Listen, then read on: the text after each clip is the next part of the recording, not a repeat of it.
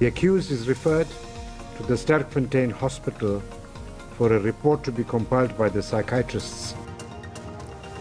Utholwe amlando umkati nombulali wabathengisi ngedini uSifiso Mkhwanazi kanti uyokuhlola umkhumbulo ontanzi ngaphambi kokuthi agwetshwe ngenyanga kaMrhayili. Remove MK on the ballot, remove Zuma on the ballot. There won't be elections in this country. Ilutsha lehlangano iMK Party lithi zokuthikazisa amakhetho nangabe ihlangano yabo ayikho emaphepheni wokuvota ngomhla ka-29 kuMrhayili.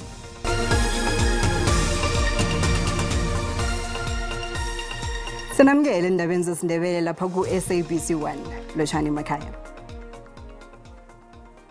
Indaba ezifikayo ngezithi ungqongqothe wezamabhizinisi wombuso uPravin Gordhan umemezele ukuthi siphelile isivumelwano phakathi kwe-SAA neTakatso Consortium.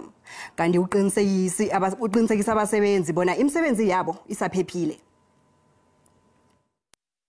To the SAA staff, which I've sent out a little while ago, is you don't worry about your jobs, you don't worry about the future of your families, that we will ensure that we work with the board and management before the elections, and the next administration will do so after the elections, to continue to support the sustainability of SAA and to ensure that the corporate plan that has been developed by SAA between management and board is further strengthened with the right kind of strategic advice from aviation experts in the coming weeks.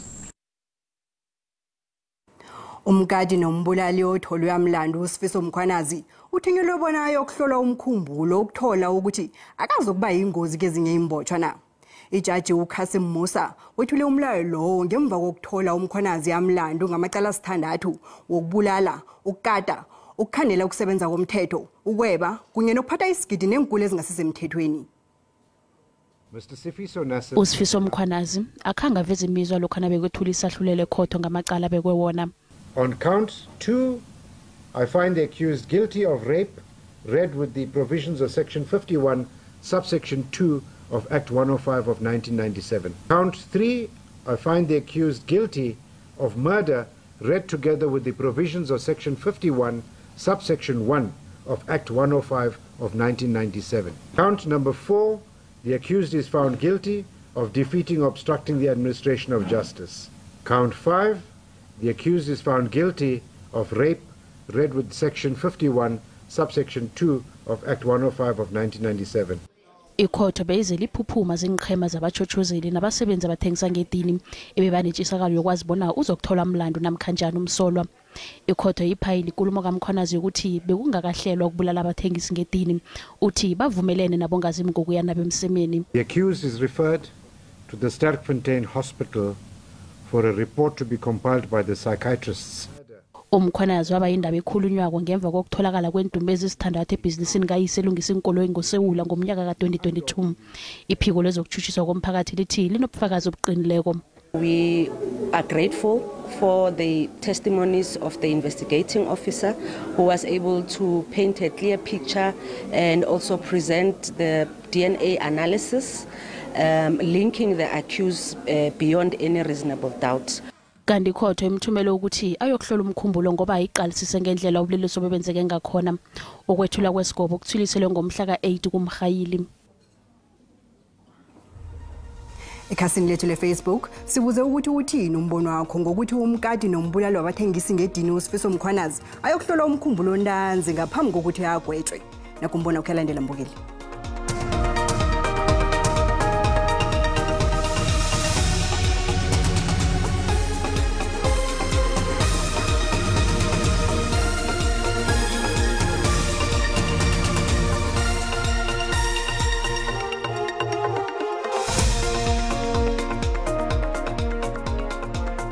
Kuyangahambi singeke isidingo sokuthi fanele akhambe ukuhlola umkhumbulo.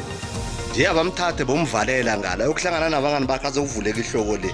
Kuyadida kakhulu lokho ukuthi kuzathi abantu mabebulele bese kuthiwa bawuhlola ingqondo. Mina ngizibonela umbulali nje lapho ngenaneveza. Akho sidingo soba lo muntu abeyohlolwa ingqondo lo uyingozi ebantwini kwalento wakwazi uba abulala abantu makavalelwe ngapha kwezimnyama izisele akhambe bamhlola masinyana mara noma kuzomocheka imali zombuso namkha i-tax yethu ngathana aya ejele even lapho ejele ngikhabe ingozi kuneminye imigulukudu emkhulu inempondo ezihlanu standard zedlula yena uyabona lona akanalutho ngimbonile mina akatshengisi nokuzisola akanalutho uphila saka into emfanele nje ukuyohlala nontanga wakhe ejele engaphinde ephume ngibona ukuthi ukhona umuntu ophile kuhle engqondweni ongenza izehlakalo ezingaka akayokuhlola ingqondo kanke phambi kobana aphiwe isigwebo babone bonyana ngabe uphile kuhle na. Umbono ngeumbukeli SABC ayizokuthwesa umlando ukuziphendulela ngombono wombukeli. Ahoqisiwe amacala womsolwa munye kabane ababotshelwe ukulahleka komntazinyana weminyaka esithandathu ubudala uJocelyn Smith weSaldanha Bay. Kanti kusaraga ukufuna komntazinyana olahleke imvekeni rathu ezidlulileko lo. Unina uKelly Smith, uJacqueline Apollos kunye noSteven Van Ryn bahlangana nabasolwa kanti akhange basasifaka isibawo sabo sebail ekhotho kaMagistrata weFredenberg. Kuphehuke irawurawu ngaphandle kwekhotho amalunga womphakathi asilingekileko bekabuza ukuthi kuba yini abajameli babo bangavunyelwa bona bangene ngekhotho balalele ikambiso yeqala. Umphakathi uthena uzama ukususa idrate bekwemapholisa kwathuthumba ama-stun granite badunyuzwa nangenkulu ezikhupha inyembezi. 29-year-old female constable had to be taken to hospital due to the violence that we saw outside. We condemn that. I can already confirm a conversation with the Provincial Commissioner that we will be analysing the video footage to ensure that whoever were throwing stones will ultimately be held accountable. Imphathimandla zithi kulimele ipolisa nakuliwako umphakathi ube waphosa amapholisa ngamatshe. Ngaphakathi ekhotho kuchuguluke izinto kwahoqisa amacala womsolwa omunye kabana ababotshelwe ukuthumba nokukhukuthisa abantu. Kanti unina lika Jocelyn usilisile isibawo sakhe sebail kunye nabanye abasolwa ababili. Dathokwa nje angekhaveze bona izambatho ngezomntazinyana olahlekileko lo nofana batsho ukuthi igazi elikhona ezambathweni ngezakhe na. We are still continuing investigation. Hence our prosecutor was saying further investigation, which led us to what is the forensic. We are unable to say now because we are still under investigation. We are not at liberty to say what the results are until the investigation continues. Nakusenjalo amapholisa asalandela umtlhala wokufumana umfundi ka grade 1 lo kanti lithiliselwe ngomhla ka 13 kumkhayili icala.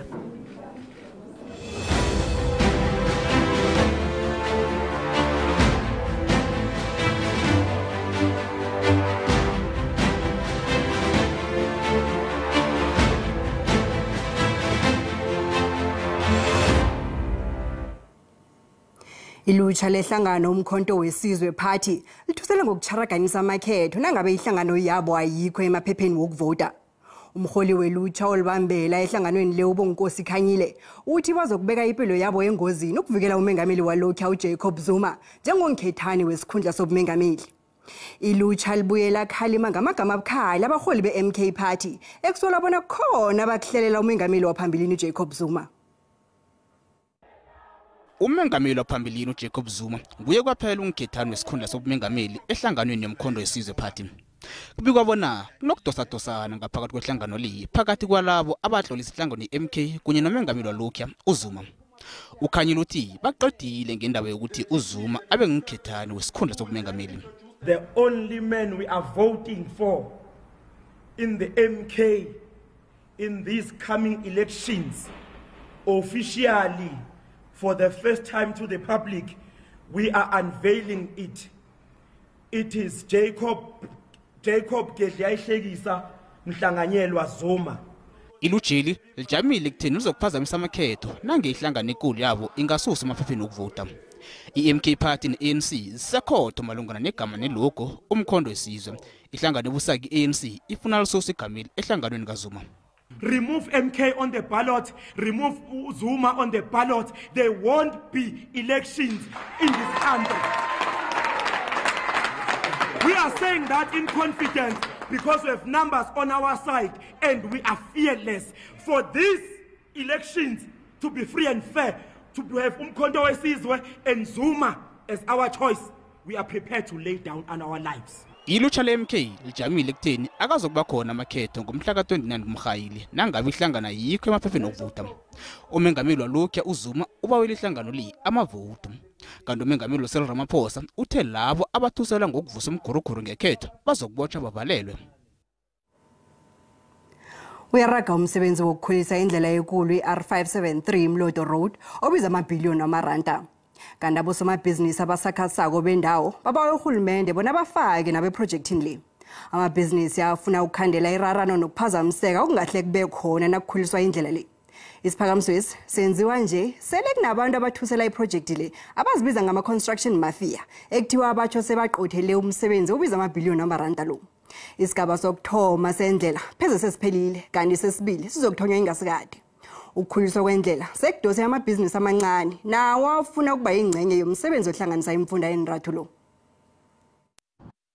Indlela i-R573 yaziwa ngokuqeda isitshaba iMloto Road iyakhuliswa.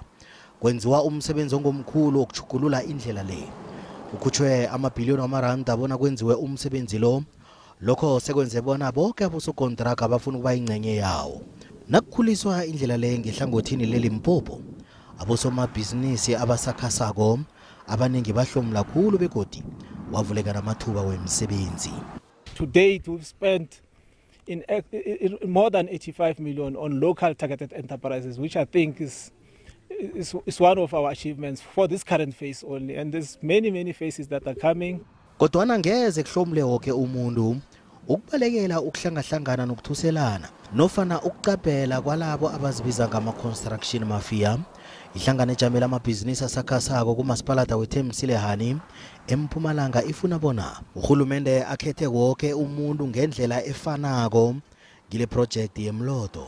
Into bathi construction mafia into esiyibona eTV thina into esizwa ngemedia ukuthi kunento bathi construction mafia. Ekhaya sisengakaboni project le eMloto Road ijanyisiwe kuthiwa sisahlelwe kunama construction mafia. Into esilelako silelela i-local beneficiation yabantu bekhaya. Umkhandlu olwisana nobukhohlakala kwakhiweni kwemthangalasekelo kunye namapholisa bayasiza ukuruthula bonke ubulelesi. We need the state to use its power, to use its authority to continue to make that our people are safe, business people are safer. Indlela le ihlanganisa imfundo endathu zelizweli ekuyiGauteng, iMpumalanga kunye neLimpopo. Ukukhuliswa kwendlela le ncange Gauteng kuzokuthoma msinya. Ngiyo-ke egadwe khulu njengombana kuzoba yiproject ekulu. Phambilini abantu abazibiza ngama-construction mafia baphazamisa ukwakhiwa kweproject yomthangalasekelo weTshwane. Abantu aba baziwa ngomguruguru nokufuna ukulawula amaproject amakhulu welizwe lekhethu. Khulukhulu eGauteng okwenze bona kube buthaka ukuraga kwamaproject. There will always be contestation for economic opportunities in any project in the country, given the economic growth circumstances we find ourselves in. So it's nothing that we can't manage. However, the only area of concern is really fast-tracking the resolution of access to land and moving people out of the road reserve so that when the contracts are awarded, we can move with speed. Umnotho obokabokako ukugedla kokusebenza komthetho ngikho kwenze bona ama-construction mafia la aphazamisa amaproject amakhulu abiza amabhiliyoni amaranda. Njengombana kukhuliswa iMloto Road nje, igidigidi zabachayeli kunye nezakhamuzi ezimagega neMloto Road zizokuhlomula. Kungebangelo ihlangano ejamela amabhizinisi asakhasako ifuna iproject le yenziwe kuhle.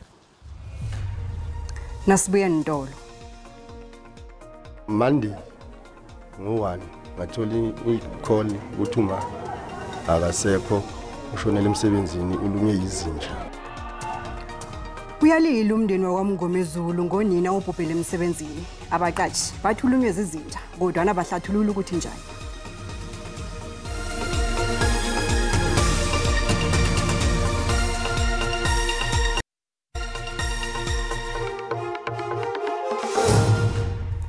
Sisesigabeni sesibili sendaba.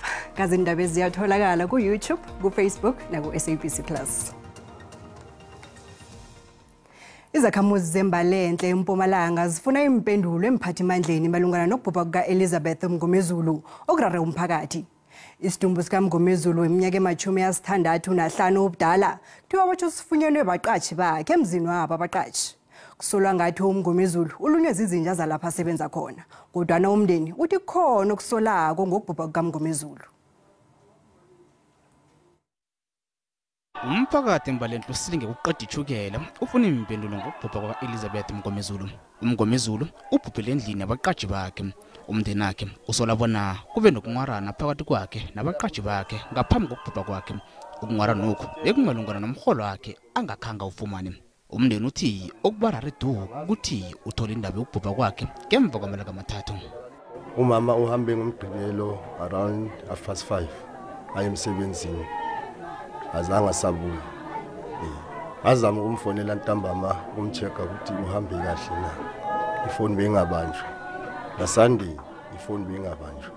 Ibona bering avalwanga. Monday ngo1 ngathola i-call ukuthi uma akasekho ushonela emsebenzini ulunywe yizinja. Amalungu omphakathi athi adanile ngendlela icala liphethwe ngakhona. Basola amapholisa ngokubhalelwa kwenza umsebenzi zawo nasezicaleni. Sifuna ukubona ukuthi ngempela i-justice system yase South Africa iyasebenza. Sifuna ukubona ukuthi amaphoyisa aya kalomlungu ukwe-investigator abuye athi umndeni mawukhohle ile cala awayiyeke ngoba abanabufakazi akusebenzi. Amapholisa eMpumalanga athi aphezulu kwalo icalile. Leli phenyo lisaqhubeka kodwa ke siyavelana nalomndeni kakhulu kade njengoba akakashoni ngokwemvelo. Sine footage lesitholile njengamaphoyisa itawuba ingcenye yaleli phenyo lethu. Imizamo iphiko lendaba le-SABC yokufumana impendulo kulabo ebebaqatshwa uMngomezulu ibethe epalini. Umtatethu bayibeka phasi ngemva kokuphendula. Imlayezo nayo akhange iphendulwe. Ikampani yebasizi ngemali Old Mutual ivumile bona indaba mraro ebange ivungamo enkundleni zokuthindana malungana nepholisi engakhange ibhadelwe ibudisi ukuyihlathulula. Ikampani le ithi iragela phambili nokuqala bona ingakhani ukuvela kumbi kangaka kwegama layo emphakathini kuzokubangela ukuthi amanye amacustomer wayo asule amapholisi wayo ngaphasi kwayona. Abacoziluli bathi amakhampani kufuze aragele phambili nokuba namahlelo okulawula umthelela wokuvela kwamagama wayo kumbi enkundleni zokuthindana begodwa indaba leyo bayilungise ngechejo. Isehlakalo samva nje senkundleni zokuthindana esithinde Old Mutual sikeke enkundleni zokuthindana isikhathi esingaphezulu kweveke sabukelwa abantu ababalelwa ku-1.3 million. Amanye amacustomer abawi-Old Mutual bonisa usama-account wabo ekhampanini le ngemva kokubhalelwa kwayo kulandela isahlulelo sekhothe esithi ibhadele ipholisi yepensheni. Amanye amacustomer aveza ukuthi akhange abhadelwe namkha babhadelwe imali encane yamapholisi kunaleyo abebayilindile. Kodwa i-Old Mutual ithi amacustomer ayo alithoba kalithumi abhadelwa kungakapheli ngisho nama-iramane. Beyatsho nokuthi ngomnyaka opheleleko ibhadele imali eyi-40 billion yamaranda kulabo abafaka imbawo. Abacozululi babawa inkhampani bona zingawuthathi kancane umthelela wenkundla zokuthindana. Kodwana bavumile bona inkhampani kuyenzeka zingathabi lokho naziqalene nomraro wamaphorotla. You don't really know the full extent of the reputational damage until, perhaps a week or two later. If we're still talking about this case this time next week, then it's likely that there will be some reputational damage. I-Old Mutual ithi ithwenyekile malungana nesibalo esiphezulu samacustomer ayo azwakalisa ukungakathabi enkundleni zokuthindana malungana nendlela abasebenza ngayo. Beyatsho nokuthi izimisela ukwenza ngcono. Ngezemali, iranda liqinile lilinganiswa nezinye imali ezinkulu.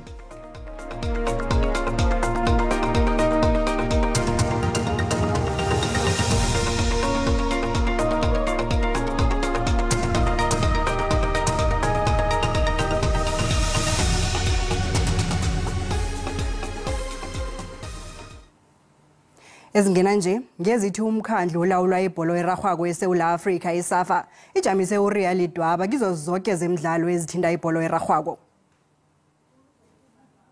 Akhe sihlole ngendabeni zomrhatsho eKwekwezi FM bona bazume bafika phi. Akwande Masango nizume nafika phi namhlanje?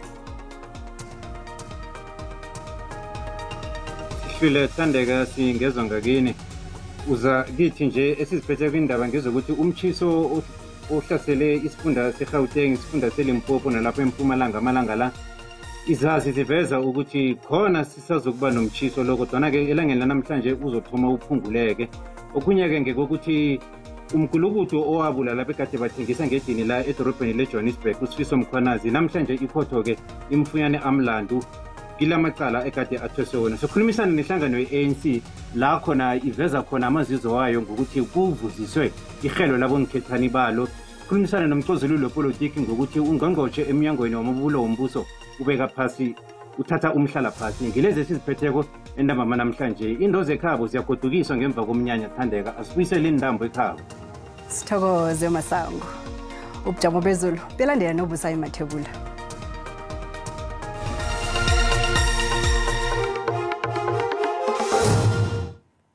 Sithokozile thandeka lochane ekhaya ngelesithathu endambama. Ke sikucalele ke ukuthi bunjani ubujamo bezulu. Sibona lapha ke amathuba wezulu alinganiselwa ku 60% esifundeni sangaleke ngeMpumalanga Kapa bekuthi ke lapha ke eKZN nokucala eTlagwini aqine nge80%. Akhe sokucala ukuthi kusasa khona kunjani kusavulekile ngapha ngendaweni zangeJingalanga bese ke uthi wathole lapha ke endaweni zeMpumalanga ngaleke nge80% kodwa ke nawuthi uyachinga lephezulu nesifunda sangale ngeMpumalanga uwathole nge60%. Sithole lapha ke isilemukiso esivela lapha ke kwaSouth African Weather Services ngobusuku obu izulu elikhulu elithinta kulezi indawo ezingeTlagwini neMpumalanga nenaga kuthindeka lapha isifunda seKZN nalapha ke esifundeni sangeMpumalanga. Ke sokucala ke ukuthi kusasa anjani ke godu amathuba wezulu silemukiso esinye godu semjijo eduma kumbi kilezi indawo kuthindeka lapha isifunda sangapha ngeGauteng nangaleke ngeLimpopo. Ke sokucalela ukuthi anjani amazinga okuchisa sithome ngapha ngeGauteng sibona lapha isifunda siyachisa noma sele kubonakala ukuthi ubuyangane nomchiso iPitori yona ke sachisa khulu nge34